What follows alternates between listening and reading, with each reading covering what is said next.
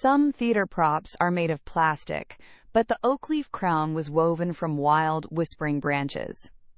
It was a living, breathing crown that hated the sticky, sweet smell of backstage hairspray. More than anything, it adored the tickle of a cool, natural breeze. Rustle, rustle, flap! Whenever the stage doors opened, its green leaves shivered with pure excitement. It wanted to fly far away from the heavy velvet curtains and the bright, hot stage lights. The crown always wanted what the crown wanted, and it did not want to stay still.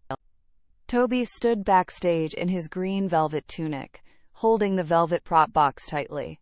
Clara, the star of the spring pageant, adjusted her dress and looked at him with worried eyes. She needed her crown to be perfect for the big opening scene. "Please guard it with your life, Toby," Clara whispered.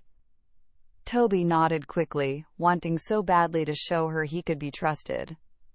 "I promise it won't leave this box," Toby said. Instantly, the tiny leaf-shaped mark on his left palm began to glow a bright, nervous green. Toby wanted to be the boy who always kept his word. But the dark prop box was stuffy, and the crown absolutely detested being shut away from the world. Just then, a stagehand opened the back door to let in the cool evening air. The crown felt the delicious draft and began to wiggle its leafy tips. Whoosh! With a sudden, energetic leap, the green crown slipped right through the crack in the lid. Toby gasped as the empty velvet box clicked shut in his hands. Only 3 minutes remained before the curtains would rise, and the crown was gone. Clara hurried over, her face pale with stage fright. "Is the crown safe, Toby?" she asked, looking at the closed box. Toby felt a cold splash of panic in his chest, and his green palm mark burned hot and bright. He could not bear for her to think he had failed already. "It is perfectly safe in my locker," Toby lied, hiding his glowing hand behind his back. He swallowed hard, his stomach twisting into tight knots. If he told the truth, everyone would think he was just a clumsy boy who messed things up. A secret is a heavy thing to carry, especially when it starts to wiggle away. Maeve, who was dressed in a very prickly caterpillar costume, waddled past and noticed Toby's frantic searching. "Rustling things always follow the wind," she whispered, pointing toward the drafty ceiling. But Toby was too panicked to listen to a caterpillar. "I don't have time for wind," Toby cried, his eyes darting around the messy backstage area.